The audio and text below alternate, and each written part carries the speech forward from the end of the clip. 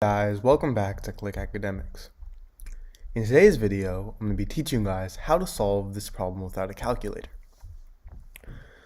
So we have 5 to the power of 101 minus 5 to the power of 100. Now, if we have something in the form a to the power of m times a to the power of n, this is equal to a to the power of m plus n, right? And the same thing can be written vice versa.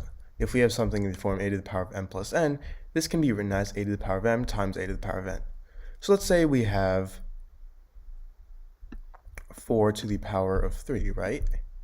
And this means this can be written as 4 squared times 4 to the power of 1. Because when you multiply these two, the exponents add up, and 2 plus 1 adds up to 3. So now what I'm going to do to 5 to the power of 101 is I'm going to rewrite it as 5 to the power of 100 times 5. And 5 is the same thing as 5 to the power of 1. And 100 plus 1 is 101. So now we are going to subtract this with 5 to the power of 100.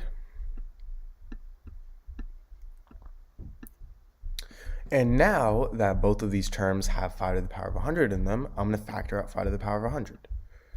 So now we have 5 to the power of 100 times, now 5 to the power of 100 times 5 divided by 5 to the power of 100 is simply just 5, minus 5 to the power of 100 divided by 5 to the power of 100 is 1. So we have 5 to the power of 100 times 5 minus 1. 5 minus 1 is simply 4. So now we have 4 times 5 to the power of 100. And this is going to be our answer.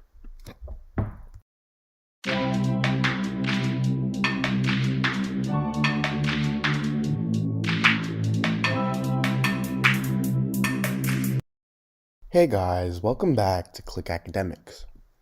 In today's video, I'm going to be teaching you guys how to solve this problem without a calculator.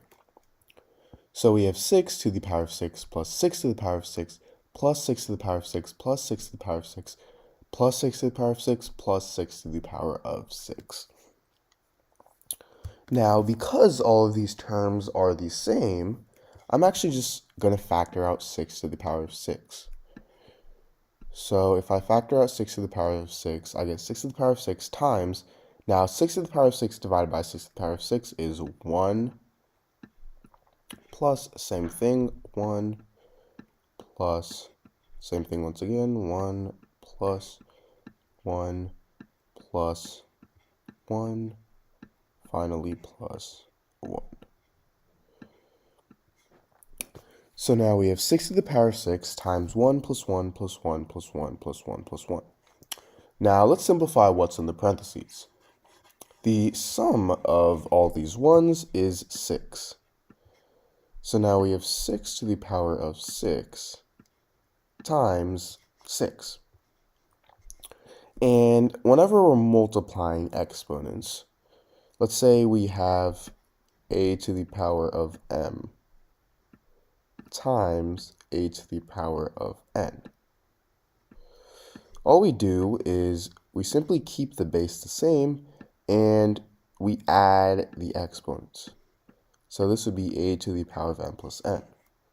Now for 6 to the power of 6 times 6, well 6 is the same thing as 6 to the power of 1. So this is going to be 6, because we keep the base the same, to the power of 6 plus 1.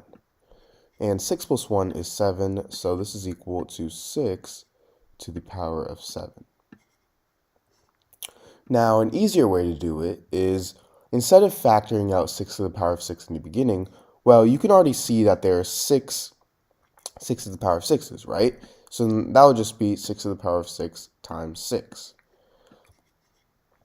And then 6 to the power of 6 times 6 to the power of 1, well, we already did this. This would be 6 to the power of 7. So that's just a faster way of doing it instead of factoring it and doing all of that.